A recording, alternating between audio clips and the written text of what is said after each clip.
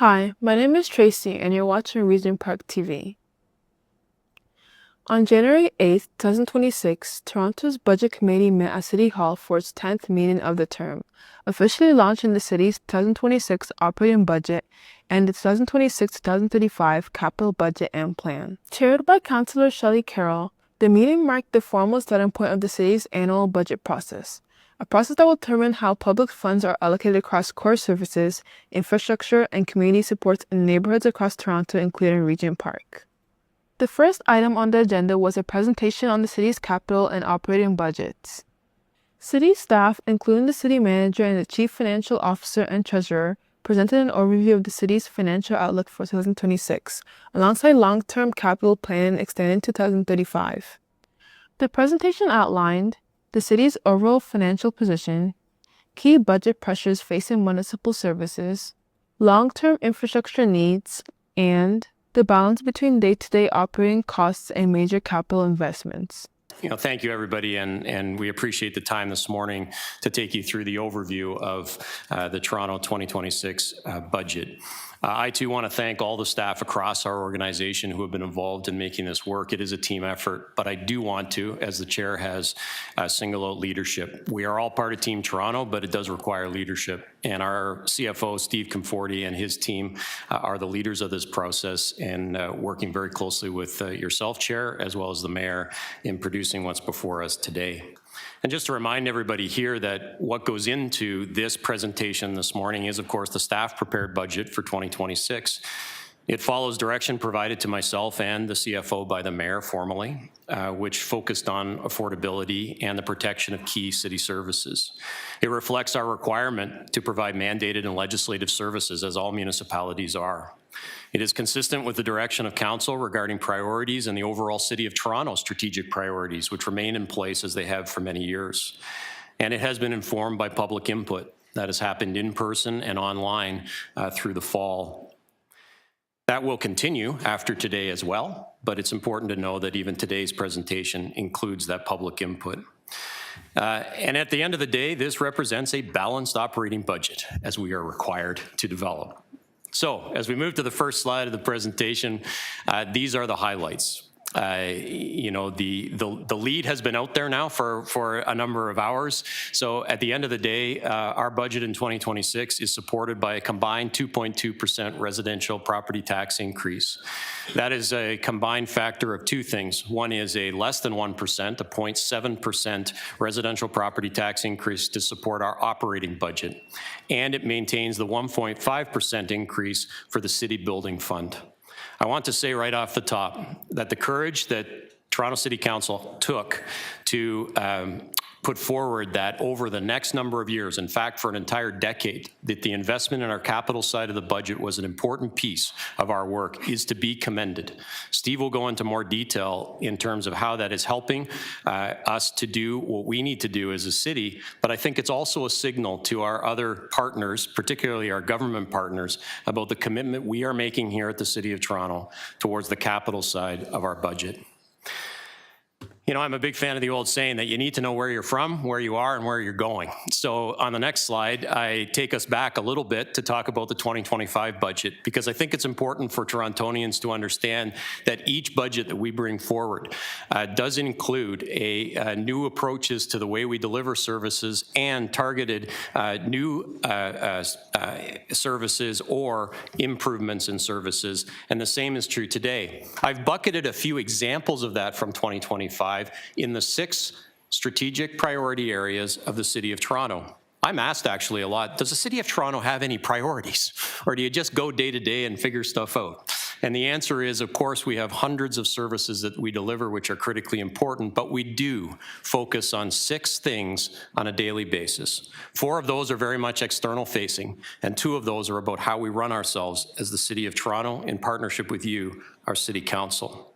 So let's talk about those 6 areas and reflect on what our budget in 2025 produced and look forward then to what 2026 brings.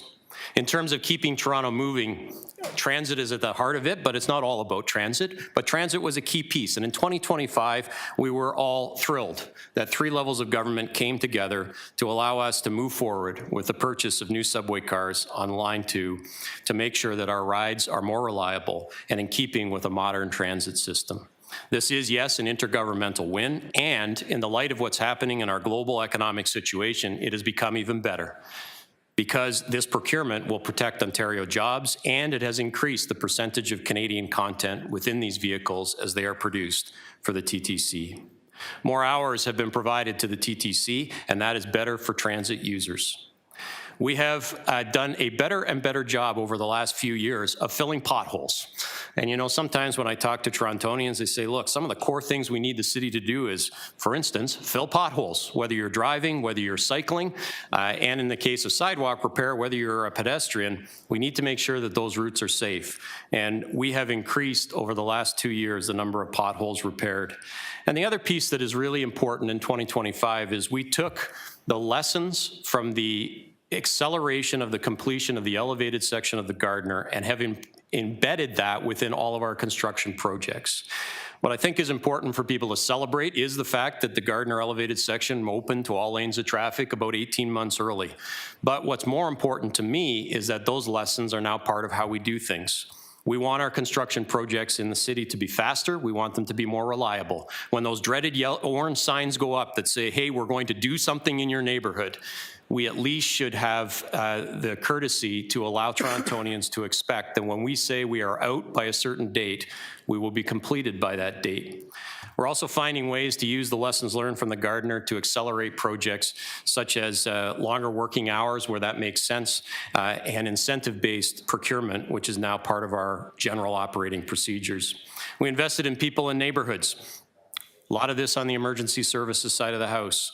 Firefighters, police, and paramedics to respond to a growing city and to respond in as quick as possible fashion when people make that call that we all hope we don't need to make to 911.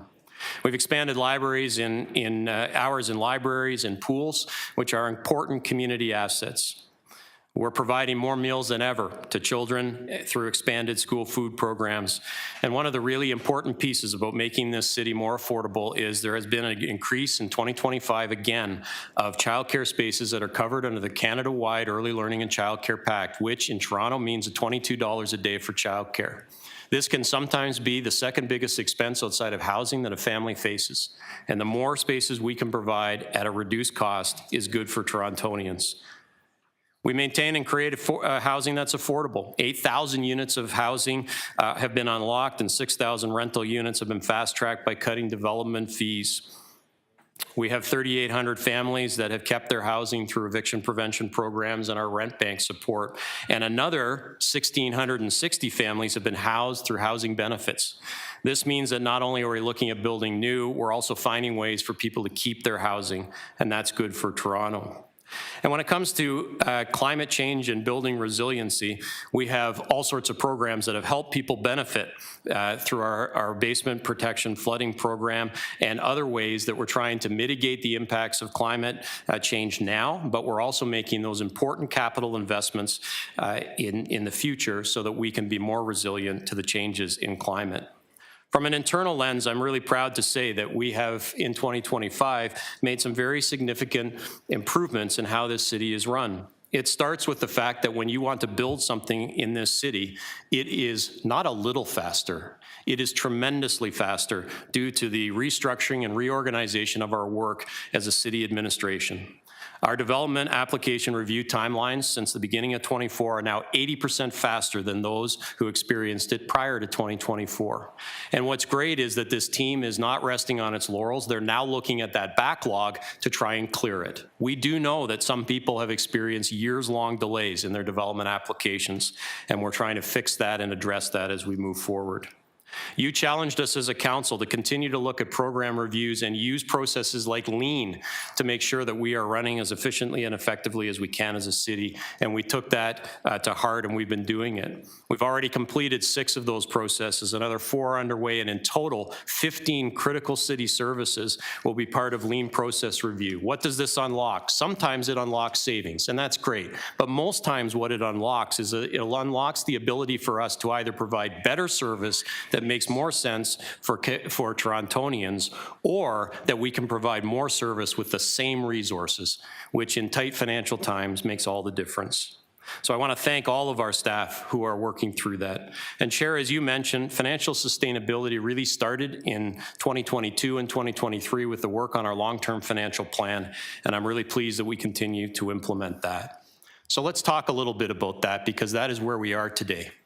We mentioned coming out of the long-term financial plan, which was presented to council at a special council meeting in 2023, that our movement towards a more sustainable future was a multi-year process. There was no way out of this in one budget and one budget cycle. It was going to take time.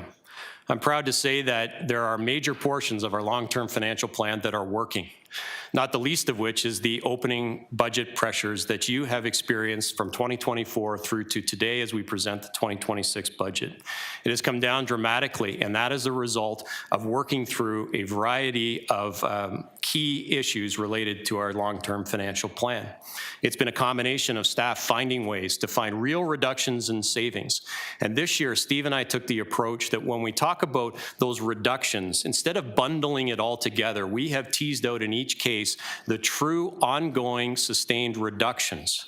That is costs that have been removed from our operating as a City of Toronto, alongside some of the other offsets we do by prioritizing when and how we implement services.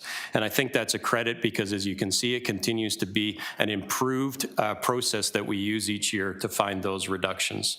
So I'm very proud of the work we're doing to implement the long-term financial plan. I'm very proud to be working with a council that has seen this as an important piece. We have more to do, and we are not there yet, but we are on a good track. So on the next slide, just a reminder of what we identified in 2023. This was one of the best reports I've been a part of, and it was also one of the scariest reports I've been a part of. It's good because, you know, hope is neither a plan nor a course of action. You need a plan. And so it came up with a plan. The downside is the enormity of the financial issues that Toronto experiences are vast. But I'm pleased to say with that plan, we have completed 35 actions within our long-term financial plan with your support. We've implemented new revenue and policy tools. We've identified billions in reductions and offsets. We've restructured some programs to make better use of our current economic situation and be more financially responsible. And we've limited new spending on programs that, quite frankly, we can't afford. That happens in areas, important areas like long-term care and some of the operation of our transit line. And it is not for a minute that we don't find those services important. It is that we need a new type of financial relationship in order to make sure that we can continue to expand those services.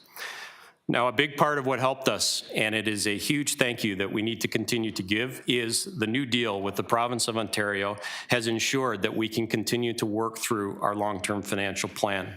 Some targeted investments by the federal government should not be overlooked, as they have helped us as well with certain elements on the capital side in particular, and on our operating side, most related to shelters and dealing with the influx of asylum seekers and refugees. So as we move to the next slide, I do want to say, though, that the challenges that Toronto continues to face are the same as they were a few years ago, and that's why we continue to work on what the plan is in order to deal with our realities. We, as a municipality, as all municipalities do, you know, we have a lot of the things that people experience each day. We have carriage of most of the assets that are in each of our communities. And yet, in terms of the share of the overall taxpayer dollar, we are a minority player in that. What's worse is that some of those tools in terms of raising revenue that would be very helpful, the ones that grow over time, are just not what municipalities are given the tools to do. Most of ours do not grow with the economy. And in fact, Steve's going to take you through some more of those details as well. well. So from limited revenue tools to the fact that they don't grow with the economy, Toronto, like all municipalities, continues to face the need for us to work intergovernmentally to make this happen. What is good news is that we did, in what's called New Deal 1.0, commit together with the province of Ontario to review that 3-year initial commitment in 2026 so that we could be prepared for our 2027 budget. Just to close off with some of our key challenges in this year's budget, as I mentioned, we do have revenue risks. While we have to manage the increasing costs of labor, while we have to manage the increasing costs of good, we receive none of those benefits. So in terms of income taxes and sales taxes, those do not flow to the municipality, except in some of the rare occasions where we have some, like a municipal accommodation tax on hotels and short-term rentals. We continue to have some uncertainty in our intergovernmental funding, which we need to make sure continues to be a more permanent source of funding. Our expenditure pressures continue to be there, not only on growth and inflationary pieces, but in certain key areas that keep Toronto moving and keep us being the economic engine of the province and the country. And mainly that is around transit and some of our safety and emergency services pressures. Shelter and emergency services demands continue to be high in Toronto. We continue to provide far more service in that area than other municipalities. But I want to focus just for a minute on the fact that this is not a continuing grow part. In fact, as you dig into the budget, you'll see that our shelter services actually has a fairly significant reduction in its overall budget this year. Why is that? Well, our shelter system very ably dealt with the influx of refugee and asylum seekers, and those numbers are now down significantly from where they were a year to a year and a half ago. At one time, our shelter system saw over 6,500 refugee and asylum seekers within the system. Today, that number is just over 3,000, and we're very pleased that we've come to an agreement with the federal government moving forward about how we will both receive funding as well as change our operational structure to continue to have an appropriate sized part of our shelter system that is there to support those who flee their countries and end up in Toronto and end up in Canada. Our shelter system and our work in encampments is another thing that I want to focus on, because we are better today on January the 8th than we were on January the 8th in 2025 when it comes to encampments. And sometimes you wouldn't think that's the case, but let me give you the actual numbers. When we look at our parks, for instance, there are 48 parks in the City of Toronto today that have some level of an encampment. It could be one tent or one structure. It could be a few structures. 48 out of over 1,500 parks in the City of Toronto. Last year at this time, that number was 107. So you can do the math on the reduction there. In fact, when it comes to all the encampment structures in the City of Toronto, last year at this very time, as I was sitting here with Steve opening the budget presentation, there were 360 encampments. Today, that number is 170. We need to say thank you to the federal government, who did provide some 2-year, which is one-time funding over 2 years, to help us with our encampment outreach. It has allowed us to do more multiple pieces of work with people and help them move on. I also want to highlight that within our shelter system, last year alone, over 4,000 people were moved into permanent housing from our shelter system alone. Our capital challenges will be a focus this year within the budget, and Steve is going to spend some time recognizing that this is an area that continues to be a pressure for us, and one that, quite frankly, we're going to need a new approach. Akin to what we did on our operating budget side, we're going to need a new approach if we are to truly work through that. So I conclude with my part and then turn it over to the real numbers from Steve in terms of digging into the real numbers that are in part of the budget package by reminding everybody why Toronto matters. It isn't just ego about why we matter. It is the cold, hard facts of what we generate in terms of economic activity, not only in the province of Ontario, but across this country. We account for 1 in every 5 jobs in Ontario.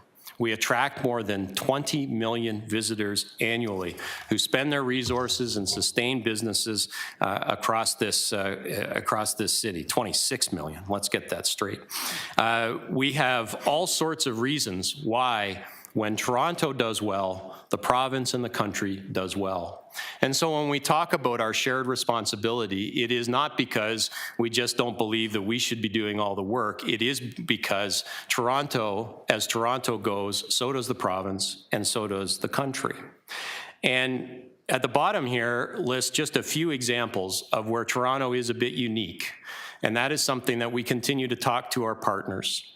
Our intergovernmental partners very rarely hear from me about, why I need more help in terms of cutting the grass in our local park or picking up the garbage on a regular basis from our residents, because we as a municipality can manage that and handle it well.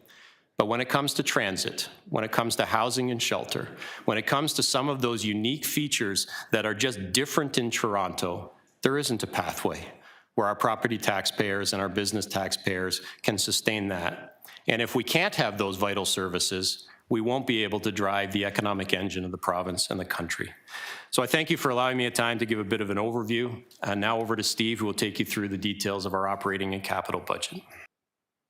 Great. Thank you, Paul. And before I start, I'd like to extend my thanks to the Mayor, our Budget Chair, our Budget Committee members for your support in this year's process. I'd also like to take a moment to extend my thanks to staff across the organization that have supported this year's budget development. That, of course, includes all of financial planning, led by Althea Hutchinson, who has driven the budget process from day one, and all of our finance leads within city divisions and agencies who provided added guidance and supports to their respective teams. And lastly, I need to thank the team in my office, with special thanks to Lauren Birch and Cindy Williamson, who, along with Althea in financial planning, helped us get to this point today. So, buckle in, I got a few slides here. Today, we're launching the balanced 2026 operating budget. When we began developing this year's budget, we had two very clear directives from the Mayor. The first was to apply an affordability lens to all of the actions we undertook, be it consideration of tax rates and fees, or prioritizing investments and services that reduce financial burdens on Toronto households. And second, ensuring we did this while sustaining frontline services across the city. I know I say this a lot, but this was a very challenging budget process, where ultimately we were able to deliver on those two directives while at the same time making some added investments in areas we heard were most important to the public, including key investments in public safety through emergency services and support services, and investing in transit and transportation to keep Toronto moving. Over the next few slides, I'll provide some further details on how we built this year's budget, speak to some of the challenges we face that are both unique to the City of Toronto, but also those common to municipal finance in Ontario, and ultimately actions that have been taken with a continued multi-year lens to budgeting that enabled us to propose a 0.7% increase to the property tax levy specific to funding the operating budget. As we mentioned, we're presenting a total operating budget of $18.9 billion in gross expenditures. This reflects a $207 million or 1.1% increase from the final budget in 2025. The year-over-year increase is driven by three main factors. First, continued and added investment in our emergency services, paramedics, police, and fire, totaling $237 million. That includes impacts from our multi-year hiring plans with paramedics and police services. Second, $170 million towards our commitment to transit and continued prioritization investments in transit services, along with added costs associated with the operations of Line 5 and 6. And finally, we're experiencing further inflationary pressures to the cost of labor to deliver city services, beyond those reflected in emergency services and transit numbers. The final key driver was actually a reduction, similar to last year, where the federal and provincial flow-through funding increased our overall expenditures. This year, reductions in federal and provincial programs associated with childcare, shelter services, and Ontario Work supports that are provided by the city has resulted in a reduction of $276 million in total expenditures. Essentially, what this means is that through all of the actions to find reductions and offsets while not impacting service levels, we've essentially held expenditures flat, actually a slight decrease outside of key drivers I just noted. And this comes after also accounting for special one-time expenses like our delivery of FIFA World Cup and costs associated with executing in a municipal election. This slide shows the total gross expenditure and net budgets for 2026, with the full length of the bar depicting the total spend, and the lighter blue bars representing the amount of property tax funding dedicated to delivering those services. So we continue to spend a significant amount on the city's cost-shared social programs, with a total spend of $4.9 billion in 2026. This includes programs which are delivered by the city through contributions from other orders of government. That includes Toronto Employment and Social Services, Children's Services, shelter supports, housing, and it also includes long-term care homes and public health. I won't speak to all the categories, but I'll quickly note we now have more than $3 billion in total spending for transit services when including TTC and Wheel-Trans, which is the next major spending category after cost-shared programs. Next are rate programs, reflecting 12% of total investments, then police budget with $1.7 billion in total spend. And finally, I'll also point out governance and corporate services and financing costs, which include expenses incurred on behalf of the entire organization, such as technology services and debt servicing costs.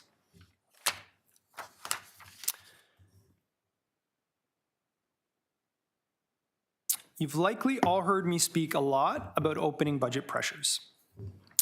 An opening budget pressure for municipality essentially represents the difference between the expected cost to deliver city services in the following year compared to revenue we expect to generate.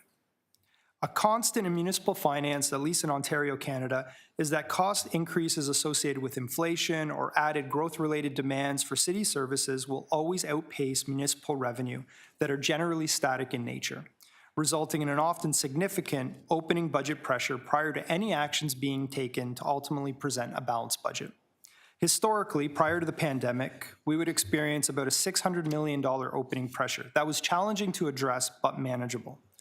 Over the course of 2020 to 2023, the city experienced average pressures of $2.1 billion associated with delivering key services during the pandemic, where we saw significant increases in demand for city services, while at the same time experienced diminished revenues like transit fares because of reduced ridership. From 2024 onward, there were no longer any COVID funding supports to assist municipalities with lasting impacts of the pandemic, resulting in much greater opening pressures than we had ever experienced. Following Council's adoption of the long-term financial plan, given the magnitude of the opening pressure and to avoid otherwise necessary reductions to critical city services, we introduced a multi-year strategy to transition these pressures in a way where we could do it over time and get our annual opening pressure back to a more manageable amount. In 2025, our strategy, coupled with provincial support from the New Deal, helped to reduce the pressure to $1.2 billion, with the expectation that it would be further reduced in 2026. As we approached the 2026 budget, we had original outlook of $1.072 billion that was comprised of pressures from emergency and transit services, inflationary increases, prior year impacts, and the reversal of temporary bridging strategies that had been applied in 2025. With affordability concerns and weakening of the economy, balancing the budget with this pressure was going to be challenging. Following final budget submissions, the opening pressure actually increased by $268 million. This was from additional pressures that had not been anticipated in our original outlook that had been developed approximately a year ago. With a few to note, one of the most significant added pressures came from provincial changes to automated speed enforcement, where we can no longer expect to receive fine revenue to offset road safety and policing costs. Since 2021, we had experienced gradual increases in transit ridership as we inched closer to pre-pandemic ridership levels. However, in 2025, not only did we not see an increase in ridership and associated revenue, we actually saw a decline from the prior year, resulting in an added $39 million pressure expected in 2026 compared to our original outlook.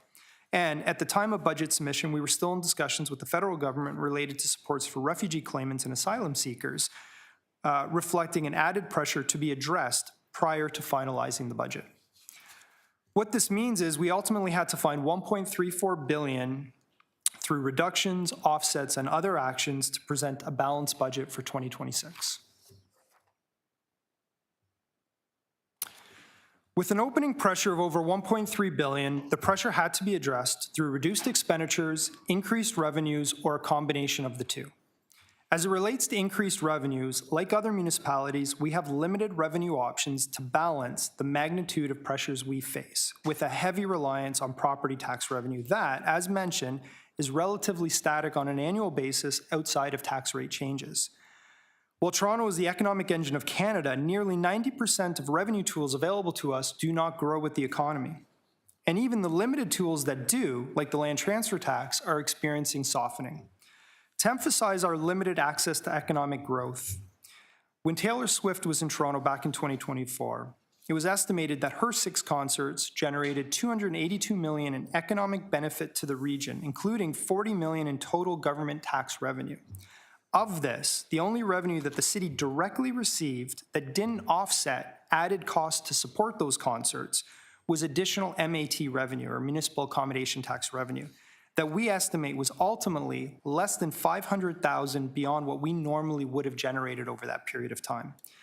In comparison, other orders of government have access to tools such as sales tax and income taxes, which directly benefit from economic growth, so that when they experience additional costs, like those associated with inflation or population growth, unlike municipalities who respond with tax rate increases, they have the benefit of mitigating these costs through natural economic growth.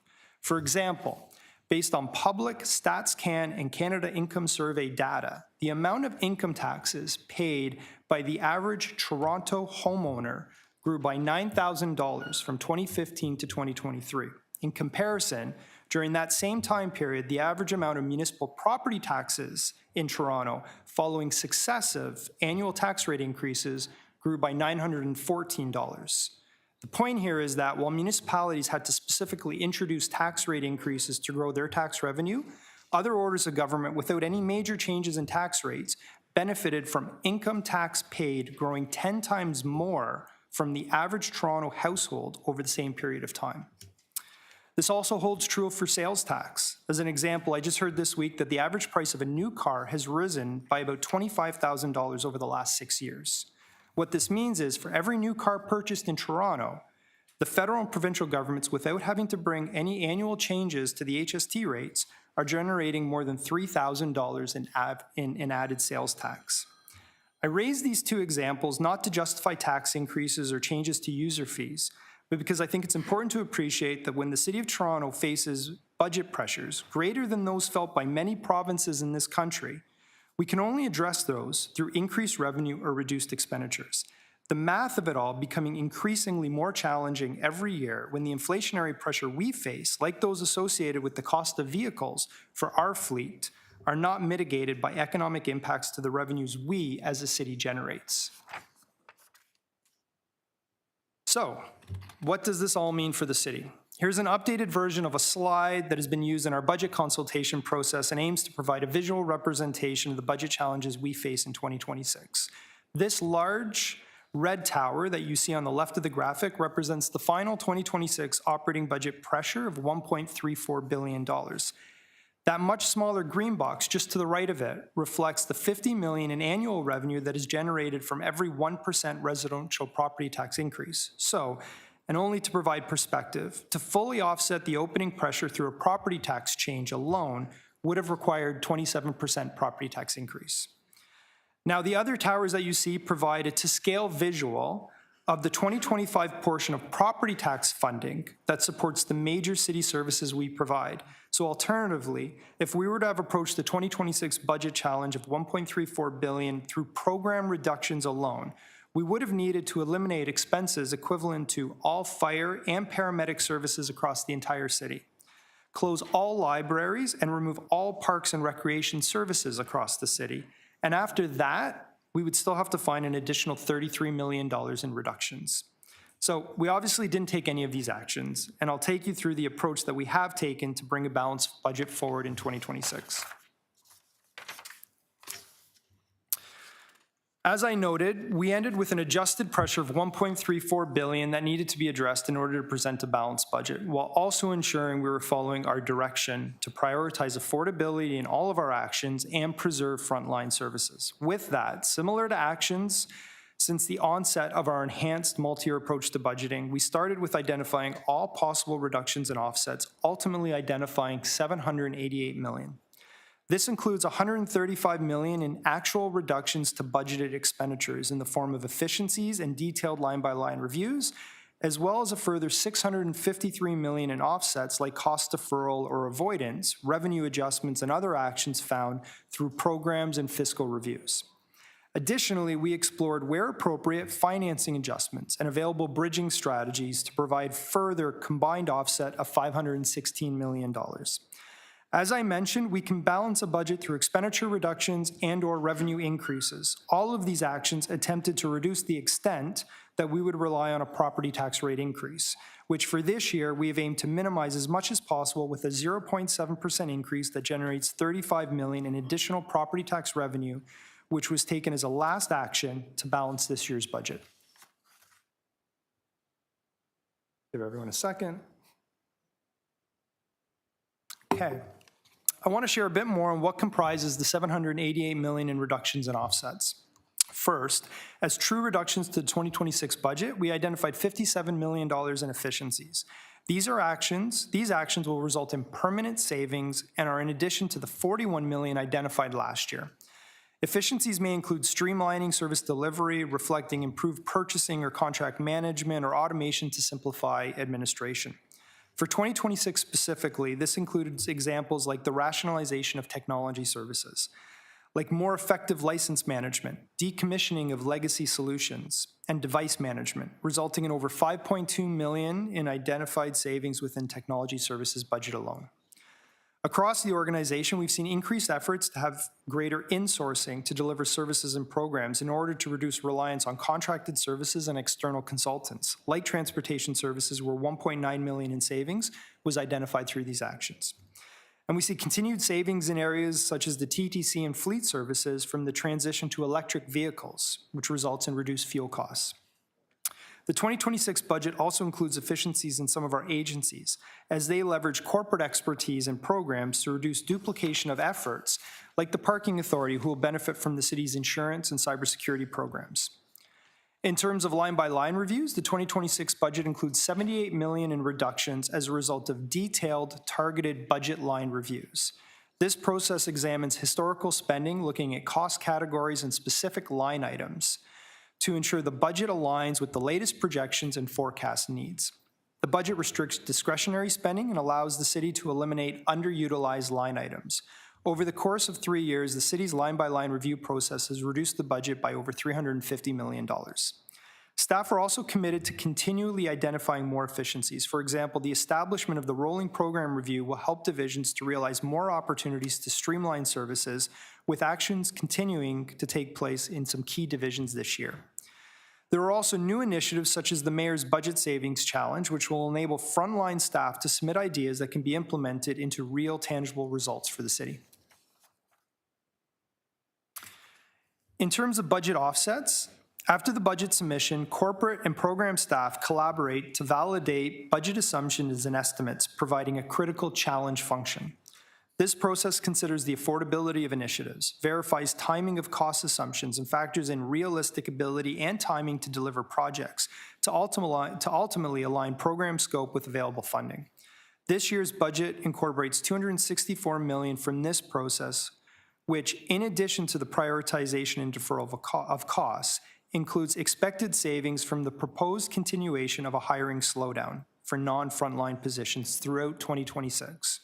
Staff will continue to review which positions will be included in the slowdown, with a lens on the impacts that delaying the hiring of those roles will have on frontline services. However, Budget Committee members and Council as a whole need to expect that this action will ultimately impact our capacity to support the delivery of some services and initiatives.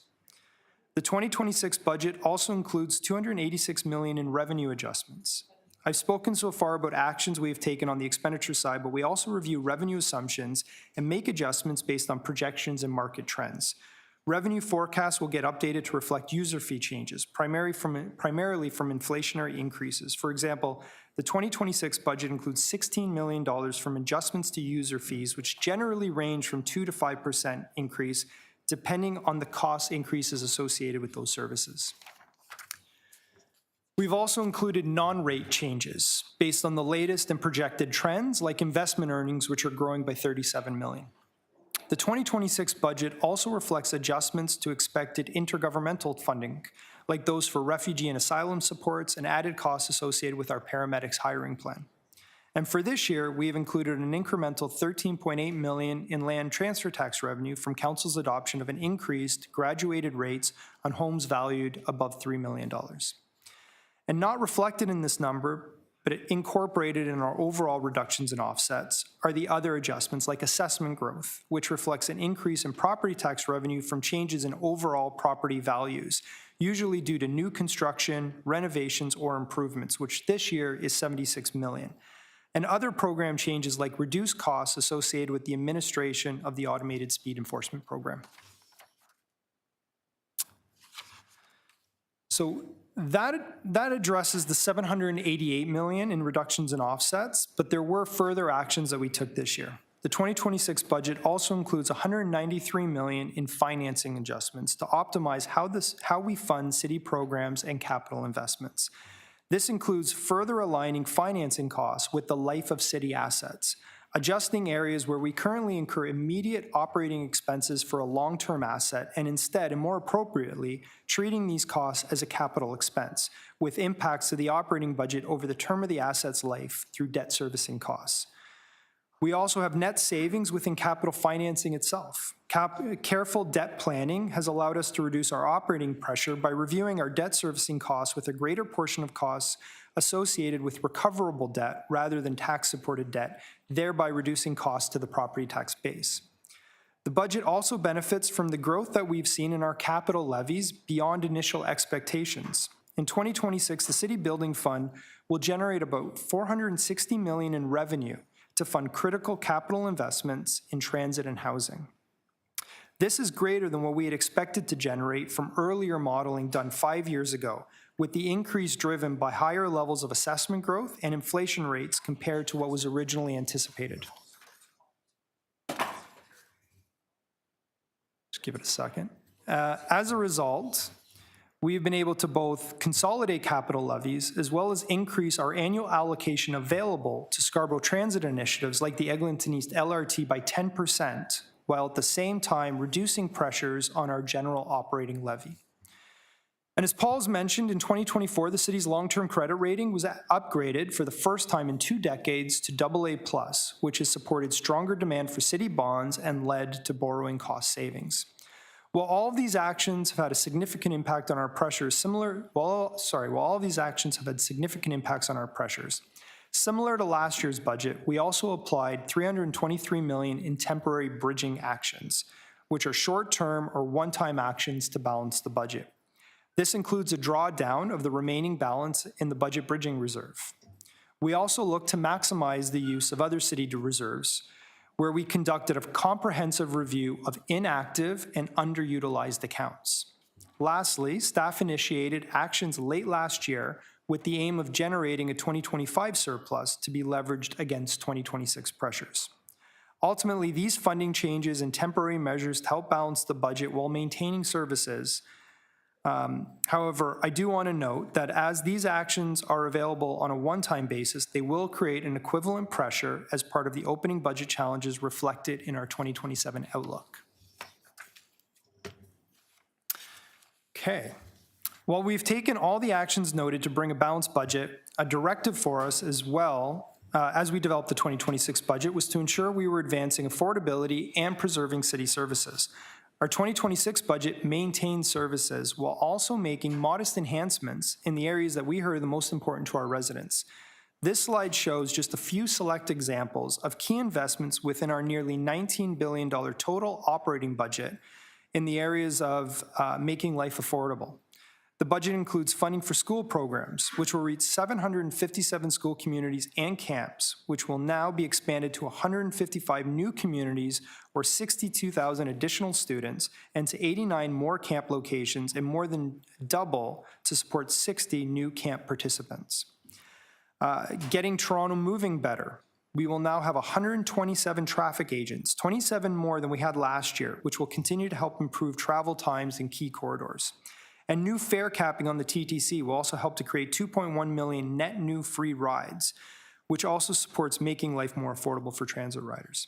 To deliver a safer Toronto for everyone, we are continuing to invest in emergency services, with 258 added positions between police and paramedic services above the existing 9,459 positions we have today across our emergency services, while at the same time investing in social and crisis supports at more library branches and enhancing Toronto community crisis services across our transit system.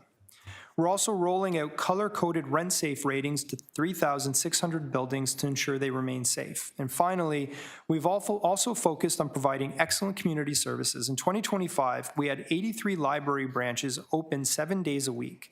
That will be expanded to a total of 100 library branches this year, which reflects Phase 3 of the Open Hours vision. We provided 489 portable air conditioning units to low-income seniors with health needs. The 2026 budget includes enhanced funding to provide at least 1,000 AC units this year. And lastly, I do want to note that the budget includes $2 million in added funding for service enhancements that have not yet been allocated. These funds will be made available to the mayor for inclusion in her proposed budget following public input and feedback heard over the next month's process. Advancing financial sustainability for the city while preserving critical city services requires us to continue to develop our budget through a multi-year approach. Our current estimated opening pressure for 2027 is approximately $1.1 billion, which includes the reversal of our 2026 bridging strategies, as well as full-year costs for 2026 enhancements and expected growth and inflationary pressures. This means, absent any new or unforeseen added pressures, the 2027 budget will continue to face challenges and will need to be balanced within our multi-year plan through the phased reversal of temporary bridging strategies, the continued identification of additional annual offsets and reductions with an expectation of finding at least 990. Okay, is everyone still with me? Yep. All right. We'll now get into the capital plan. I was just about to say, you better get into capital. I'm watching the clock. The 10-year capital plan totals $63.1 billion, with $5.3 billion in spending in 2026 alone. In our capital plans, investing in state of repair continues to be a priority, with $33 billion or 53% allocated to maintaining city assets. Over the next few slides, I'll speak to some of our key capital assets within an asset inventory that totals over $200 billion and makes a point of highlighting investments that we're making in infrastructure that make life more affordable, keeping Toronto moving, and delivers a safer Toronto for everyone and supports our delivery of community services.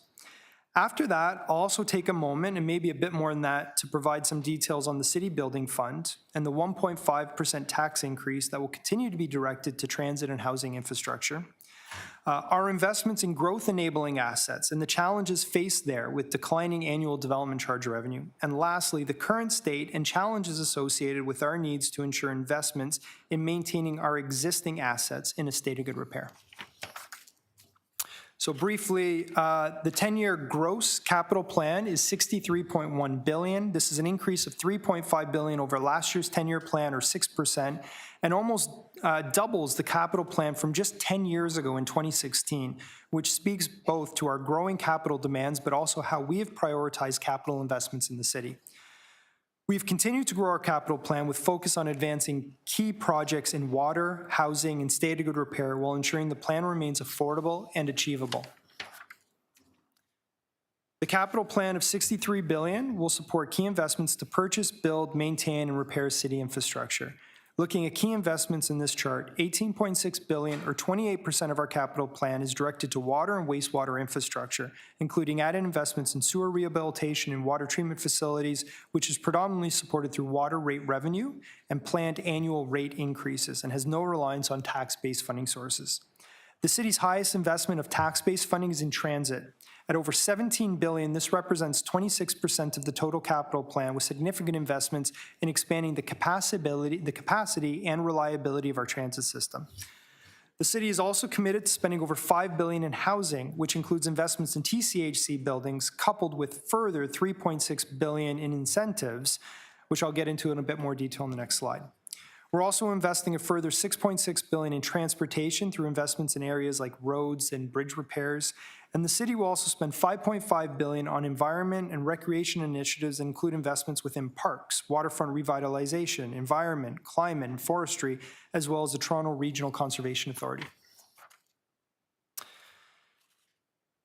You're going to hear more about all of these investments next week when you receive presentations from service areas and agencies. However, I'll share a few highlights. I mentioned the city currently has over $200 billion in assets. Included in that are almost 56,000 public housing units operated by TCHC and TSHC, as well as 32 facilities operated by Toronto Shelter and Support Services and 39 child care centers operated by Children's Services. The 2026 capital plan makes significant investments in the goal of making life more affordable, including $1.9 billion in critical repairs and upgrades to our public housing units, and $1.4 billion in direct funding for city rental projects to support 65,000 affordable homes. The plan invests $950 million in homeless infrastructure, including integration of long-term care, supporting housing and community hubs, and $92 million towards infrastructure that will support child care services. In addition, the city will provide $3.6 billion in financial incentives to advance over 31,000 new homes, including 22,800 affordable and 8,600 rent-controlled homes. This includes an average of $114,000 in incentives or foregone revenue for the city per unit, generally comprised of reductions or waivers to development charges, property taxes, community benefit charges, parkland, and planning fees to support the city in meeting its housing goals. The city also maintains over 70 kilometers of subway track and 143 trains, almost 1,900 buses and 173 bus routes, 258 streetcars, 5,600 kilometers of roads, and 900 bridges and culverts to keep Toronto moving. The 2026 capital plan includes $10.4 billion to upgrade the city's subway system, including $3 billion in subway train purchases, plus capacity enhancements, vehicle overhauls, and improved signaling, and $2.7 billion to modernize and purchase new buses, in addition to $1.3 billion in investments in streetcars and other system upgrades. The capital plan also includes $4.5 billion dedicated to the rehabilitation and maintenance of our road network, including major and local roads and bridges, and $1.2 billion for growth-enabling infrastructure like road widening and extensions. Toronto maintains the largest municipal emergency services in Canada, which relies on 40 police buildings, 1,975 police vehicles, over 45 ambulance stations, 243 ambulance, 84 fire stations, and 196 heavy vehicles such as fire trucks. The 10-year capital plan invests $554 million in ensuring police facilities are maintained in a state of good repair and to support long-term plans for 4 police divisions, and also invests $340 million in paramedic equipment and multi-function ambulance stations, including $96 million in new funding for a 23,000 square foot paramedic hub, which will combine ambulance bays, logistics, admin, and training to centralize paramedic operations and improve efficiencies. There's also $41 million apiece allocated to ambulance and fire services equipment. And the largest area of investment in the city's capital program, the city invests in maintaining 6,100 kilometers of water mains and more than 10,500 kilometers of sewers. To provide excellent community service, the city also has 127 community centers, 126 rinks, over 200 aquatic assets, and 10 supervised beaches, as well as 1,500 parks. The capital plan invests $8.2 billion in water treatment, $3.8 billion for water infrastructure such as water main replacement and rehabilitation, and $5 billion in stormwater management, including basement flooding protection. The plan also includes $2.1 billion for 12 new community recreation centers, aligned with Parks and Rec's facility master plan, and the rehabilitation of 9 others, along with upgrades to 125 public washrooms.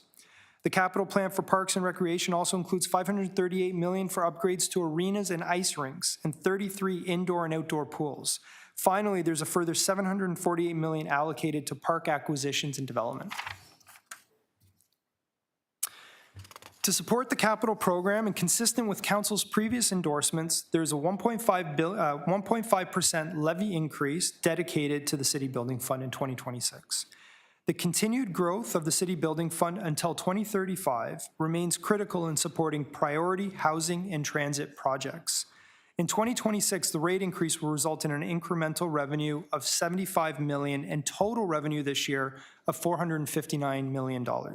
The City Building Fund is expected and required to grow to $1.3 billion annually by 2035 in order to support existing capital commitments. To date, we've already spent or committed to $2.3 billion in investments from prior year budgets, and the 2026 capital plan includes $8.7 billion in further planned capital investments in transit and housing that would be supported by the City Building Fund. We have also ensured there is capacity remaining within our City Building Fund to support the city's contribution to future projects, such as Council's approved city commitment of $1.2 billion towards the Eglinton East LRT and the city's share towards Waterfront East Rapid Transit. And lastly, we continue to work with our colleagues at the TTC and other various housing-related programs to review and prioritize added, currently unfunded needs that can be ultimately uplifted and included in later future year capital plans. In terms of other funding tools to support capital investments, development charges are one-time fees that developers pay to municipalities to help fund critical growth-enabling infrastructure. This is either infrastructure needed to enable housing development like sewers or roads, or infrastructure needed to support communities that move into those developments like transit or parks. It's often pointed out that the city has over $2.5 billion in our DC reserves to support this work. The challenge is that we have $6.7 in approved DC funding commitments for growth-enabling infrastructure that rely on the current reserve balances as well as the need for future DC revenue. Our reality is that our current level of DC revenue is insufficient for our existing commitments. I'm often asked about our DC reserve balances, and I like to explain that the balances through an examination of 4 different periods of development activity. When we consider average annual DC revenue collected between 2014 and 2017, we received about $240 million per year, and we spent about that much in DC funding towards growth-enabling infrastructure. Then from 2018 to 2023, the city experienced a bit of a development boom, with average annual DC funds at about $730 million coming in at a faster pace than the city was able to deliver new infrastructure. This resulted in the growth seen in our DC reserve. In 2024, this changed. Due to a market slowdown across the entire housing spectrum, with less housing starts and sales, resulting in decreased development activity and revenue, with now $380 million in DC collected, this was the first time in a few years that our DC spending outpaced the DCs we collected, and our reserve began to decrease. In 2025, we're seeing that trend worsened, with $137 million in projected DC revenue that year, far lower than the average annual need of about $600 million included in our capital plan. The difference now is that these decreases reflect both the market slowdown, but also the initial impact of recent provincial legislative changes like Bill 17. Bill 17 has changed the timing of payments of DCs from building permit to occupancy, which means that while the city will still collect DC revenue, on average, it will come in 3 to 4 years later than previously expected. With the Bill 17 change that defers collection of DC revenues by 3 to 4 years, coupled with our current market slowdown, it's reasonable to expect significantly less DC revenue to be collected over the next 6 years. In fact, we estimate that Bill 17 alone will defer $1.9 billion in DC revenue we expected to receive in the next 10 years to beyond our current capital planning period. What all this means is that we are now going to see the reserve funds slowly whittled down and spending outpace revenue coming in. Ultimately, when considering all of these factors, the current level of DC fund revenue is not sufficient to support approved and planned growth-enabling capital investments. As a result, we've had to make immediate reductions of almost $300 million to our capital plan in areas of recreation, libraries, and waste. Unfortunately, this is not a one-time issue. We will need to keep monitoring the amount of revenue coming in and expect further reductions or deferrals that will be needed in the budget next year, in particular in areas of water and road. I mentioned that our investments in state of good repair continue to be a capital priority, which is demonstrated by the $33 billion invested in this year's capital plan, an increase of almost $900 million or 3% over last year. This includes investments in cities' essential infrastructure, including the transit system, housing stock, recreation, and other community facilities. The city continues to face significant pressures in terms of SOGR needs, with over $200 billion in existing assets to maintain, many of which have updated assessments, are approaching the end of their useful life, and with investments in new assets, which will also need to be maintained, is increasingly challenging to meet our SOGR needs. I think it's important that I speak to SOGR needs after the DC slide. When municipalities are asked to further leverage tax-supported debt rather than DC funding for growth-enabling infrastructure, it has two direct impacts on municipalities' SOGR backlog. First, every added tax dollar we apply to growth-enabling infrastructure is one less tax dollar available to address our critical and escalating SOGR needs. Second, every dollar used to build new infrastructure also adds to assets that we are then responsible to maintain, ultimately adding to our SOGR needs. I think it's important that this dynamic is understood when we have DC conversations, because municipalities are responsible for 60% of public assets. Many of these assets that were built in the 60s and 70s and are coming to the end of their useful lives. At the same time, municipalities only collect about 9% of all government taxes and fees. So to borrow a line I hear at times from the development industry, the ability to ultimately address our SOGR needs just doesn't pencil. I am particularly proud of the actions the city has taken over the last few years to prioritize SOGR investments. We've been able to significantly grow our investments in SOGR. This has been possible through council commitments to growing the city's building fund, our enhanced corporate asset management plan, development of capital prioritization frameworks. As I mentioned last year, not only did we eliminate the city's single largest SOGR liability in the upload of the Gardner, we also redirected those freed up funds to critical SOGR needs in transit, our roads and bridges, TCHC, city buildings, and our parks and rec facilities. The issue is that SOGR needs are beyond the financial reach of municipalities, and a sustained all-of-government approach to invest in existing public infrastructure is needed. And here in Toronto, we would welcome stimulus or infrastructure programs that can stack onto the $33 billion that we already invest in SOGR, including the considerable gains that we've made over the last few years alone. So I don't want to stay on this slide for too long, but it does show what all of these actions we have taken do to bring down our SOGR needs. Since 2024, we continue to see added pressures through the 2026 budget process, primarily due to impacts identified through reassessment of SOGR needs in areas like transit services and community housing, the impacts of new assets coming online adding to future SOGR needs, and inflationary increases to the cost of construction, impacting the reach of each tax dollar invested in SOGR. To hopefully end on a positive, even with the challenges I noted, the 2026 trajectory is improved from 2024. The impact is due to the significant and sustained level of investments we have made in the past few capital plans and will continue to make through future capital planning processes. Okay, I promise I am in the last section now, property tax and rate impacts.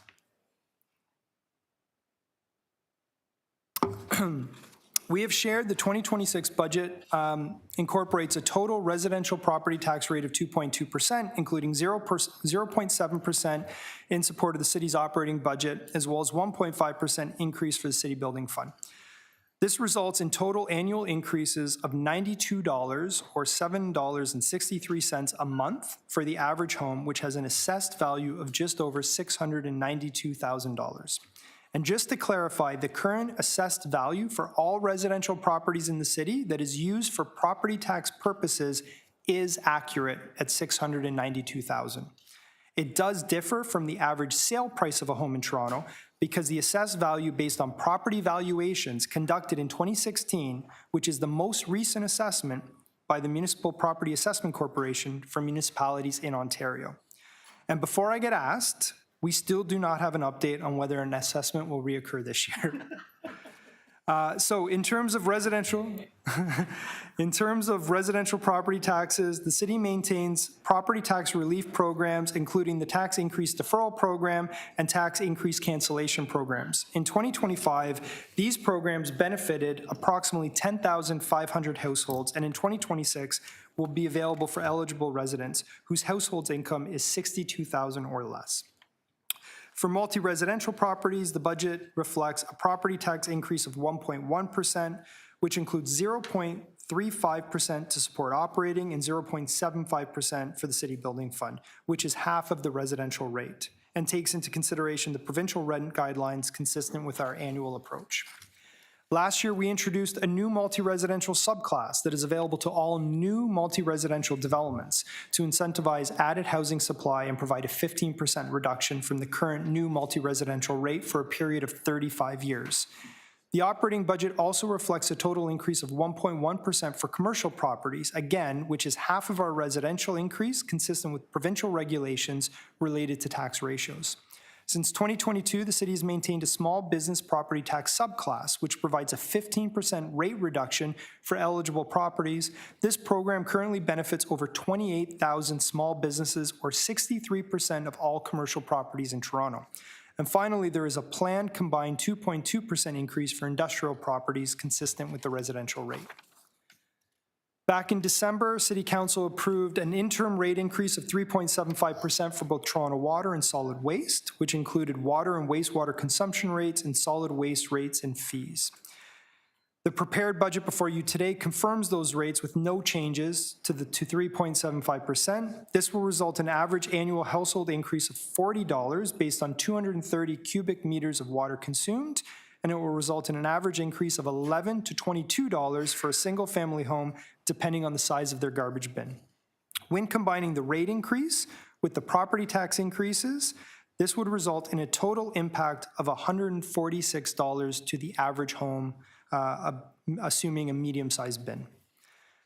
This reflects impacts for residential customers. However, I do want to note this year, Council adopted a phase-in approach to increase the current 30% discount for high-volume industrial Block 2 consumers to 35% over the next 3 years, which means in 2026, Block 2 customers will see a 1.25% rate increase rather than 3.75%. All right. Before I wrap up, I'll just take a moment to go over the upcoming schedule. Today is the first official day, but the budget process was begun many months ago, starting in early summer months before various public consultation opportunities.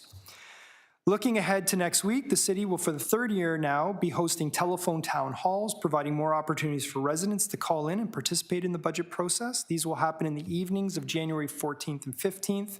Also next week, from January 14th to 16th, the committee will receive presentations from service areas and key agencies. On January 20th and 21st, there will be another opportunity for the public to participate through deputations to Budget Committee. On January 23rd, we'll have a wrap-up of Budget Committee to review any further budget materials and questions. Then there will be a special council meeting on February 10th to discuss the budget following the mayor's release of her proposed budget by February 1st.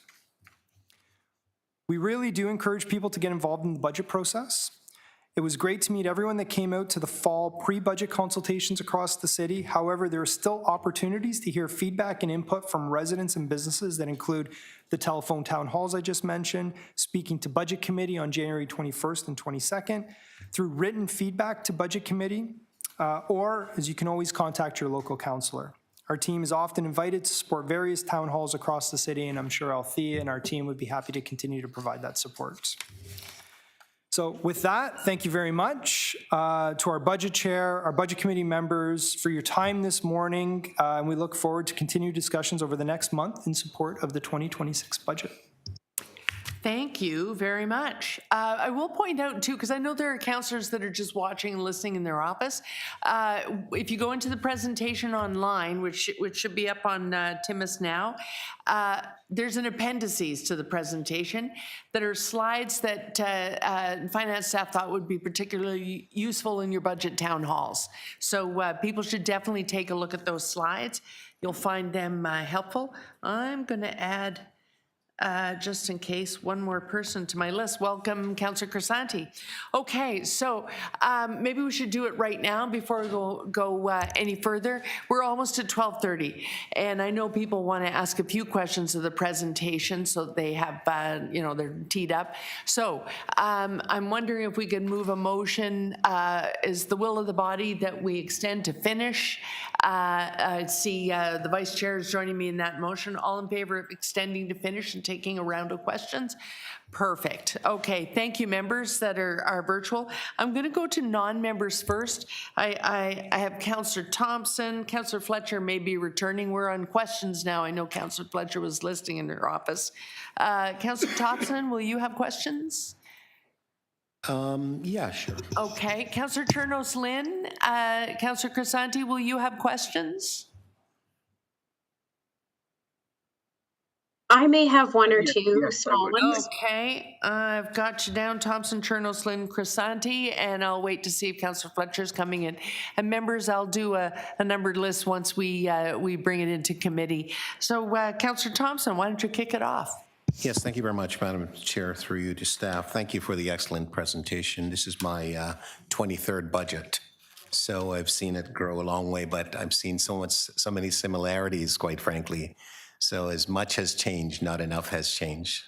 That's just a preamble. I wanted to understand Section 37 piece, and maybe I'll just throw all my questions and you can answer them in that way. Section 37, we've seen the changes with respect to CBC. Wanted to understand what the impact to this budget is as it relates to the sort of magnitude of those numbers, which would be far less than what we would realize with respect to Section 37. So that's one. The other thing I wanted to understand, with respect to the 100 new officers that are helping with respect to traffic flow, how do we measure the benefits of that? And we are creating an expenditure, we have salaries and so on.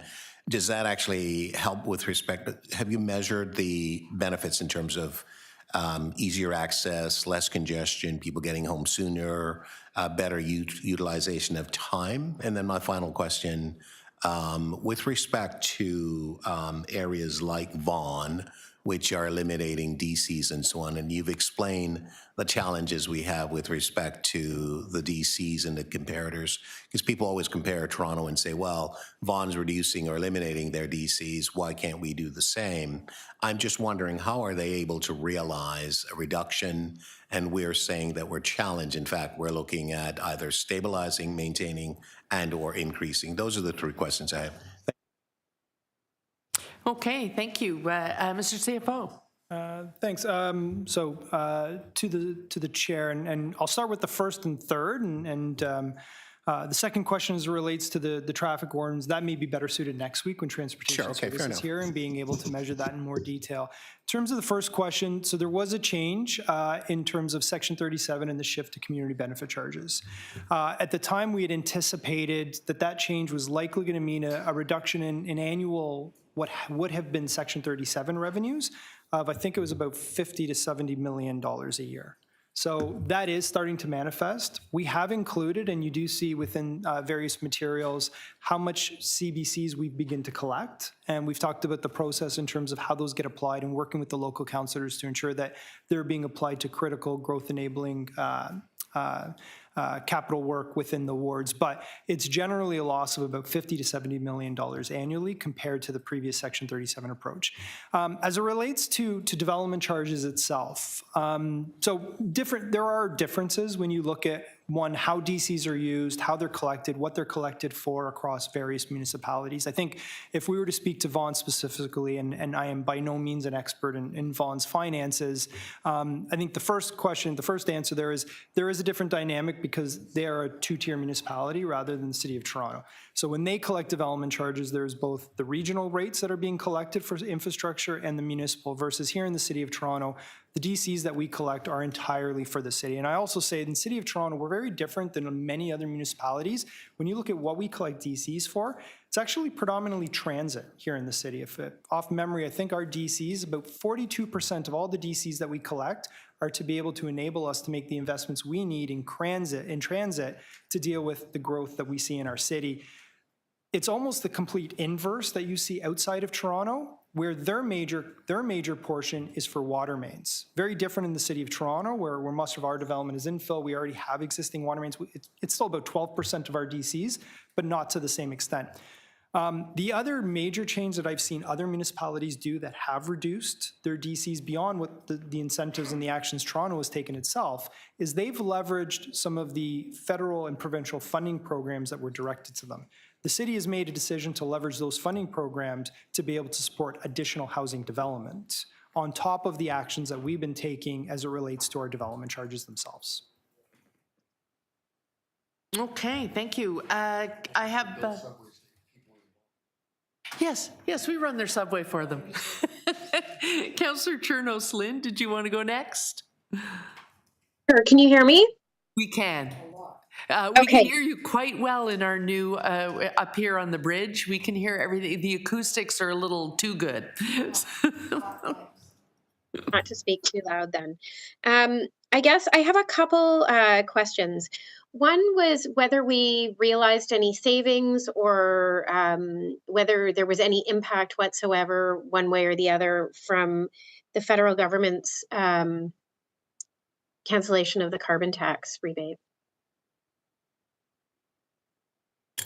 To the chair, we do, and it's in my binder. I will have to find exactly where it is off memory. Councillor Chernos-Lynn, I'm going to be pretty tough with people, especially as we're running late, to stick to the presentation. That is a great question, but I think having posed it, I think to be fair, we'll let finance staff bring that answer to us in the 14th to the 16th detailed review. That's fine. I just want to put it out there. I'd like information on that. Yeah. With respect to the presentation, I had another two questions. One was with respect to user fees. Mr. Conforti, you talked about, I don't remember if it was you or actually if it was the city manager who talked about user fees going up 2 to 5%, but you didn't give any examples. And I just wondered if you could provide us with a little bit more meat about that, I guess. Sure. So as part of our user fee process, we will look at all of the user fees that we have across all of our city divisions. Our user fee policy looks at maintaining the level of cost recovery, and to be able to do that, we will look at the inflationary increases associated with those services, and that could differ depending on the service and the inputs into delivering that. What we will then do is apply an inflationary increase equivalent to that cost. What you see across the city is, be it user fees in our planning and development areas and our recreation areas, or across any area in the city where we have pay for service, we would take that same approach to our user fees. And generally, outside of a few exceptions, you would see a 2 to 5% increase. Okay. I'll be looking for more information probably as we go through on that. My last question, and maybe I missed some of the details. I was trying to write down as much information as possible as you were going through the presentation, and I'll certainly go through it again. But with the loss of revenue from the automated ticket enforcement program, we are still committed, obviously, to trying to create, safer road configuration in line with Vision Zero and all of that. And the Premier has talked extensively about how there are alternatives that we can use. Some work, some don't in the City of Toronto context. But I'm wondering if there's funding coming from the province around that, or if that's really comes now back to us as our baseline. To the chair, there is funding. So the budget does include, the province had announced the funding program, which was going to be provided to municipalities to be able to offset some of the impacts that they had, and especially where we reinvested those funds in road safety measures. So the budget in front of you today does show the change in expected revenue associated with ASE. It also shows the decrease in some of our costs associated with administering that service, and then the delta between the two are generally being offset by provincial funding. Okay, thank you. That's helpful. That's it for me, Councillor Carroll. Thank you. Okay, Councillor Crisanti, and just so that people know that there is the detailed presentation is now up online. I just checked to make sure it's there on Timis under the Budget Committee agenda. Councillor Crisanti, you had some questions? Yes, thank you, Chairman, and thank you for the presentation. So, Stephen, you made reference earlier in your presentation to the 1.5% levy. And this levy, so a couple of things. Can you just, to clarify for everyone, When was this levy initiated? Does this levy have an end date? And what is the current balance of this levy today as we speak? To the chair, so I assume you're speaking to the City Building Fund levy? The City Building Fund levy was introduced. So the levy in terms of the City Building Fund itself was first introduced in 2017 as initially a 0.5% increase. It was originally expected over 5 years. I believe in the 2020 budget process, it was extended. It was then also extended again to continue until the year 2035 with successive 1.5% annual rate increases. In terms of the reserve balance today, so there is, I'll have to confirm the exact amount. I believe it's about $1 billion in the reserve today, which it's the way the reserve is used, I think, is an important point to stress. Essentially, the funds are generated from the City Building Fund. They get placed into the reserve, and then the reserve is leveraged to pay the debt servicing costs associated with the projects that have been funded from the City Building Fund. So by design, that reserve will continue to grow until 2035, at which point it will begin to be depleted over the next 30 years as it fully services the debt that has been issued against the fund. So you're saying the end date is 2035 for the levy? The end date in the increases is 2035 for the levy. The levy itself will then be static and continue. All right. And is there, when you put this budget together, and I know that you've had to dip in certain reserve funds throughout the process to come up with the increase of 2.2%, including the 1.5%. You didn't, did you need to dip into this reserve fund? Just wondering which reserve funds we actually dipped into. Sorry, the City Building Fund Reserve Fund? Yes. So we always draw from the City Building Fund Reserve Fund. So within our operating budget, you will see a contribution from the City Building Fund Reserve Fund that nets out some of our debt servicing costs. So you will see included in this year's budget is the continuation of a draw from the City Building Fund to be able to offset debt servicing costs. You will also see an increase in that amount. That's not necessarily through intentional actions. It's what's happening because of the increased level of investment that we're making through projects funded from the City Building Fund itself. All right, but the projects funded through the City Building Fund are the projects that the City Building Fund is intending to fund, but we haven't dipped into this fund for any other related items in this budget, like the TTC or anything else.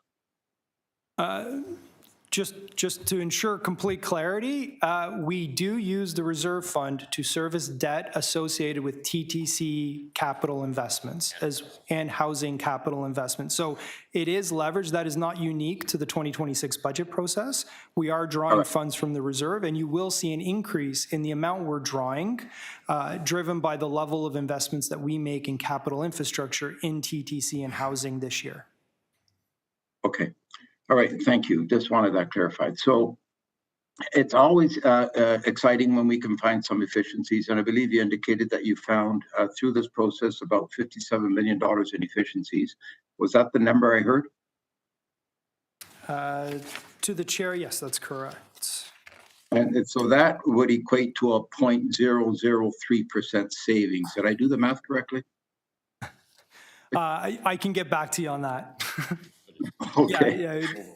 Yeah, it's over 1%. So every 1% property tax generates 50 million. So if you were to look at it in terms of what it would represent in terms of a tax increase, it would be greater than a 1% increase in the property tax. So I say again, what's greater than 1% increase in the property tax? So every 1% increase in the property tax generates about $50 million in revenue. So with the level of savings that have been identified, the level of reductions through efficiencies, which was 57 million, it would be greater than a 1%, the equivalent of a 1% tax rate increase. Equivalent to a 1% tax increase. Okay. Some would argue that it's great that we have these savings, but on a $19 billion budget. So the last question, Councillor Crisanti. thank you. On a $19 billion budget, how is it that we can't find at least a 1% savings, which could be equivalent to over 200 or just under $200 billion? Have you looked at Mr. CFO, I think maybe you want to highlight that there's two parts. There's the 57 and the 78. That I think he might be interested in that line by line $78 million number as well. Yeah. Yeah, and to the chair, so in total, what you will see in this budget is $788 million in total reductions and offsets. There was also an additional $193 million that was found through financing adjustments and then temporary bridging strategies. I'd also like to point, if we look just at reductions and offsets, that $788 million, this is a continuation of actions that we've taken since the onset of the long-term financial plan. If I were to look at the last 3 years alone, and I will caution, some of these actions you may have repeated one year and deferred again in the following year, so it's not quite appropriate to add them all together, but it would combine to over $2 billion that we've identified combined over the last 3 budget process. And there's been quite a bit of effort made across the city and on the heels of the long-term financial plan to continue to find and drive both efficiencies as well as other opportunities for reductions. Thank you, Chair. Those are my questions. Thank you. Okay, thank you, Councillor Crisanti. Councillor Fletcher, questions? Oh, thank you very much. Just on the question about the city building levy, just had an exchange with Councillor Carroll, and we remember that was brought in by the Rob Ford when he was mayor as the Scarborough Subway levy. And then I believe it transitioned to a larger transit levy and now it's a housing levy. That's how I've always understood that as a continuum, and I think it started about 12 years ago. To the chair, there was a continuum. They were considered separate levies, but it initiated with the Scarborough Transit levy, and on the heels of the Scarborough Transit levy, then then began the city building fund itself. And then council agreed to establish a city building fund, but that was the first time we had a special fund, and it was for. It was initiated under the Ford administration in order to get extra funds for big capital issues. To my knowledge, that would have been the first special levy that I've been aware of here in the city. Yeah. We were here, so we remember that. We were at the table. So was I. It was for the Scarborough Subway when we decided to do that rather than the LRT. I just see on page 23, you're talking about the spend rate, which is great. I'm sure somewhere in here, through all the city divisions, you have the completion rate, the capital completion rate. You're going to know what that was year over year. And then I'm wondering about the capital completion rates for our agencies and corporations, how that oversight is undertaken. To the chair, yeah, so we've made considerable advancements in our capital spend rates. If I go back even 5 years ago, I believe we were in the mid 60% in total capital completion on the spend rate. We have now, our latest projection is that both between city divisions and our agencies, at Q3, we're projecting to be above 80%, slightly above 80%. And that isn't just in a percentage completion rate, that's actually in total dollars spent as well. But you could go division by division. You could tell us in certain divisions, here's the spend rate. Absolutely, and it's also available in the quarterly variance reports. That's fine, but when we're doing the budget, that would be good to know. In your page 23, state of good repair, you've got potholes in there as something important. Is there a utility reserve that all the utilities pay into? Enbridge, everybody that rips up the pavement, there must be somewhere where all those dollars go. Where would they live? To the chair, that may be better suited when transportation services is here next week, but there is, I believe, the pavement degradation fee that would go into a reserve and would be leveraged for capital And we spending. would know what that is because that is state of good repair for roads, because I see transportation's mentioned there, so I think you should know I'm going to dig into that one fairly significantly. And then the noting that $3.5 billion, the city is putting by foregone revenue, $3.5 billion into building affordable housing, right? That's quite a significant amount. So in addition to the direct funding that we provide to various housing initiatives, there is an additional $3.5 billion in foregone revenues that we as a city provide to incentivize housing development. That's very different, and that's a big step forward in order to make sure it's happening. I'm just noting that on that list, there's only one, that's foregone revenue, where we're contributing such a large amount from foregone revenue. And then page 29 for the arena upgrades, rinks and arenas, and you might tell me it's better done when we get to parks, but I'm not sure. I'm looking at all the arenas. Are those all of the arenas, the ones that are directly operated, as well as the ones that have a board of management, or are they, what are the 27? Probably better served for next week, and we can get into the program details with park staff. We'll make sure they have. Make sure that, but I don't believe that, do parks oversee all of the board of management arenas?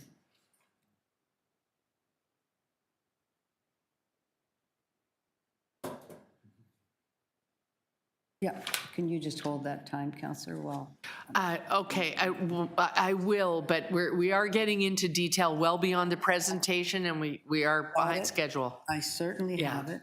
I'm just So the interested. answer is yes, we do. So it's parks that has that in their bailiwick. Okay. And then that's fine, because I'll ask about that more. And just on page 29 as well, $8.2 billion water, including treatment plants, sewer rehab and rehabilitation, and then $5.5 billion for stormwater management. Is that mostly basement flooding, or is that also related to sewer and rehab? To the chair, that would be all of the stormwater initiatives, including direct basement flooding, as well as some of the very large-scale water main projects that contribute to the benefit for stormwater. So we really are at 13 billion for Toronto Water for people. I believe clean we're water higher is- than 13 billion in Pardon me? total. The total for Toronto Water capital investments Oh, I'm just looking at page 29. This is- 18.7. Those are just highlights. They're at Yes. 18.7 billion. Okay, wow, thank you very much. Clean water in Toronto, thank you. Okay, I'm going to bring it into committee. That is it for the non-members. Let me just number off. Starting with our newest member. Councillor Myers, you're going to have questions? Yes, Chair, thank you. Okay, Councillors Morley and Moyse. Councillor Moyse has questions. Councillor Morley, will you have questions? I'll save mine for next week. Thank you, Madam Chair. Okay. All good. Thank you so much, given the time. Councillor Chang has some questions. Councillor Perks, Mr. Vice Chair, will you have questions today? He's saving the good stuff for the detailed review. GMs. Bring me some GMs. Call those GMs to the carpet. Okay, Councillor Myers, go ahead. Thank you. So just quickly, I see on page 36, there's a 3.75% increase of solid waste management service rates and fees. Did the upload of the recycling to the province have any effect on that fee? And what was that impact? To the chair, so again, I think solid waste staff could probably speak to it better than I can, but at a very high level, that change had been foreseen. So as we do modeling, as we do with all of our rate programs, we do 10-year modeling based on what the expected costs are, what savings might be, pressured demands on the system, and we develop for both Toronto Water and solid waste rate models in terms of what are the annual rate increases needed to be able to address their needs. So as that was being brought forward, savings were expected and were built into the model, and what had been identified for a few years now is annual 3.75% rate increases to be able to satisfy their needs regardless of which year that change was going to come into play. Thank you. And I guess my next question is, Paul gave some great stats on the work that had been done with encampments, refugees, and the moving unhoused into permanent housing. Has this had a material impact on the overall SSHA budget, or is it roughly the same as it was last year, or is it increased? So no, you'll see that the Toronto shelter budget is a dramatic reduction this year. In fact, over $100 million less. And the big piece of that is that, as I mentioned, the refugee size within our shelter system is down by over 3,000 at the current state. It's about 3,100. At its peak, it was about 6,500. And then the other piece is we continue to move people through. So our shelter system overall is around 9,200 at the moment. It was up to about 12,500. We're using that as a way also from a cost-saving perspective of to get out of the most expensive ways of sheltering, which are typically our shelter hotels, and that is saving us money. And in addition, there's been some great work on contract management by the shelter folks to where they have to remain in leased spaces. They're actually getting a better deal. That came out much in 2025. So it's a combination of things, and you'll actually see in their specific budget that year over year, it's a dramatic reduction. Why we put it in as it's still an issue is we continue still to have a dramatically larger shelter system per capita than any other Ontario municipality. So we continue to say there needs to be a better deal for Toronto in terms of how we deal with homelessness, but in terms of how we're managing it ourselves, you see a big change in a positive direction this year. Thank you. And just one more question. I don't know if this is a next week question, but when we passed the luxury home tax, I think council also said they wanted it focused on transit and housing. Do you have a rough breakdown of where that money went in terms of those two pots? So we can definitely get back in terms of that rough breakdown, but what you do see is that generated, I believe, around $13 or $14 million, and I'm sure as you're aware, there were significant increases in funding being made within transit initiatives. And essentially that increase enabled us to be able to come forward, or enabled us at least a portion of some of those additional costs that you're seeing in transit and housing initiatives consistent with that direction. Great. Thank you very much. Oh, okay, thank you. Councillor Moyse, you had some questions. Madam Speaker, I'm actually going to hold my questions till next week. Okay. They're a little more detailed? Okay. Will do. That leaves Councillor Chang. Thank you. Through the chair, with regard to the $323 million that is coming from temporary bridging measures, and you stated that there would be an equivalent pressure in 2027. So I'm just wondering, what are we bracing ourselves for with regard to 2027, or is there a projected increase that we think we might need to, is this a year of relief that will lead to further pressures next year? What are we planning here? To the chair, so as we develop this budget, and it's similar with how we've been developing budgets really since 2024, we take an enhanced multi-year view. When we look at 2027, we've identified our outlook. At this point in time, and I want to be very careful, it is January 8th, 2026. We are expecting an opening budget pressure for 2027 of $1.12 billion. As we saw this year, things change. This year, there were significant changes as related to ASC and a couple of other changes that increased the pressure. If I look at where our pressure landed, it was over $1.3 billion. So through some of the actions that we've been taking, and especially around some of the reductions and offset actions that we've taken, we are seeing an ability to essentially maintain that pressure we've seen, even a slight decrease based on the inflated rate. But affordability was an important lens in this year's budget. And with that, there was a trade-off. And one of the trade-offs was some of the gains that we had seen in reducing the opening pressure that you would have seen in prior years. But you're not necessarily seeing any significant upgrade. It just means as hard as this budget process was, next year's will be equally challenging. And with regard to the New Deal discussions, you had mentioned that there is the development charge chasm that awaits us that will be a focus. Will there also be a focus on discussions of revenue tools that do grow with our economy that can address the structural deficit to our operating budget? Short answer is yes. It's always been our position that one of the more straightforward ways for us to have a long-term where we don't have to keep coming back, whether it's every year or every 3 years, it really doesn't matter. This constant churn of having to go back and have this discussion is in no one's interest, including the provinces. It'd just be better to solve it. The straightest path is to figure out ways that we can have predictable revenue streams that we can model as they grow with the economy.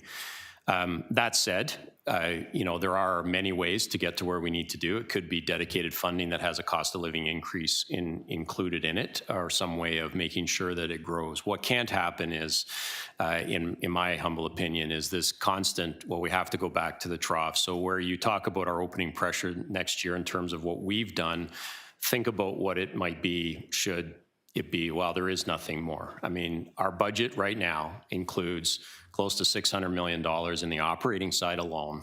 That is part of the provincial New Deal. And those are to critical services like shelters. They are critical services like transit. So what would we do if those weren't available to us? So there are many routes to get there. The bottom line is in 2026, we need to get there. But we continue, to your direct question, we continue to talk about what you've suggested as one very strong pathway. So this year, many people are going to feel relief because the last few years have created a lot of pressure, and I'm sure many Torontonians are going to be grateful to hear of this proposed increase. The concern would be that people take that amount and think, wow, the city did it, they can keep doing it, and we can keep drawing from reserves, we can keep finding ways to reduce the pressure. So what is our message to Torontonians that we have intentionally created this situation where we are decreasing the pressure on our residents, but what is the overall message in terms of the fiscal framework of the city and the financial sustainability of our operating budget? So I'll begin by saying the message is this is still a work in progress as we work towards sustainability. Let's remember that always it was our position when the long-term financial plan came out that there was going to be a heavier tax burden for Torontonians in the early parts of this, simply to deal with the pressures coming out of the pandemic. Otherwise, we were in the situation of reducing critical service. There's only two ways you can solve this. So that is, we're on that track. We've never known year to year what the exact number is. That's a relationship that exists with direction from the mayor and priorities of council and all the rest. So we are on the path that we said we were on. We were always going to be in a declining way, and that's what's happened in 24, 25, and now 26. The key piece is, though, that if we don't change some of the fundamentals, we only have two choices, and that is to look at reducing our expenses, which is talking about our services, or to increase revenues. And if those don't come from other places, they will have to come from Torontonians. So I think our message is, I do want to send that it's positive because our plan is working, but it is not solved. And that is where I think the collective effort of yourselves and working with us in terms of how we make the numbers all come together in a gigantic budget, our work together to say that we can get there. We've shown a pathway. I think the capital side is a little bit of a deeper breath moment, but I actually believe on the operating budget side, we've shown a pathway of how we can get to where we need to be with a partnership, a true partnership of the province and the federal government working with the City of Toronto. And we've already proven what can happen in a good way. And so I think the message again to Torontonians is let's get to that place, because then we do believe, and we've stated from the beginning, that you would see property tax increases that would be far more in the range of what has been expected by Torontonians from a historical perspective since amalgamation. Thank you. Okay, thank you, Councillor Cheng, and thank you, Mr. City Manager, for that answer. I only have one quick question. I think questions have been highlighted. We have all the deputy city managers here, and so you've heard some questions that we're punting to the detailed review. But while we don't, as we used to do in years past, we'd have every general manager come and listen for those questions. They're listening offline, and their deputy city managers are here. I only have one question. I want to thank Councillor Cheng for using the word draw. Talk to me about reserve draws. But what the word we've been hearing since last night is raid. Now, in my accounting world, in the pencil world, when I hear raid means going into a reserve to serve a purpose for which that reserve was not accumulated in the first place. Are there any reserves that we are using not for their intended purpose, but for some other purpose? Or are we using them for the very reason we accumulated them in the first place? To the chair, so there, when we look at the total reserve draws this year, there is an increase from the prior year. Some of that is actually explained through some anomalies. A large part of it is just a timing difference between federal funding that comes in under a different fiscal year. We place the funds in a reserve and then they come out and it looks like a big increase in the amount of draw. We also have and that's the quantum, but that reserve was put there in the first place to deal with exactly that situation. Yes, for the intended use. You might also see, again, a unique change this year where we had been setting funds aside to our reserve for the World Cup. And you're now seeing a draw from that reserve. So there are some anomalies, even in an election year. Every 3 years, we contribute to the election reserve and we draw from it to help perform the election function. So you see a few anomalies that are driving the total amount of reserves that are coming up. Beyond that, within our base budget, we are using reserves as we traditionally use them. Where we look at our budget bridging actions, the one difference this year that I will note is we leveraged the budget bridging reserve in prior budgets as part of our budget bridging actions. We didn't necessarily have the same level of available funds in that reserve. So what we did was there was a comprehensive review done by financial planning across all of our reserves to look at where there was underutilization or inactivity. That was brought forward to council last month, and council approved our ability to leverage those funds into the budget bridging reserve for use today. Right. So they went into a reserve that is exactly for this, and they are now being used for exactly that. And that's the case, generally speaking, across the board. We reserved in advance of all of the collective bargaining that took place in 2025. The drawdown is because we then, cushion the impact by using that reserve. Basically, we're keeping to our reserve policies, and there's no meaningful change to what we accumulate and how we use it. The quantum goes up and down depending on the need. Yeah, it's true. Outside of those actions that we took where there was some capacity or unutilization, we brought forward a few changes. Generally, what you see is the total amount of bridging strategies you see in this year's budget, while different sources, is relatively on par with what you would have seen in the prior year. Excellent. Okay. And then the rest members will see when the analyst notes, we hope by the end of the business day are out there. So we have to move a motion to receive the presentation. Councillor Cheng, did you want to move that motion? Okay, all in favor of receiving that presentation that took us, I'm not even going to mention the time. I'm going to needle them about it later offline. and then I'm going to move to item number 2. Oh yeah, carried, yes, sorry. The Budget Committee received the presentation for information, meaning no decisions were made at this stage.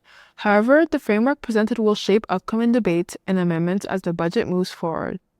The second major agenda item focused on public participation in the budget process. Okay, item number 2, if you've had a chance to read it, is the striking of those subcommittees that will go out to hear the deputations in the 4 civic centers. I hope folks have already reviewed them so we can consider them read and adopt them. Okay. Councillor Myers, would you like to move that? It'll be your first budget minute.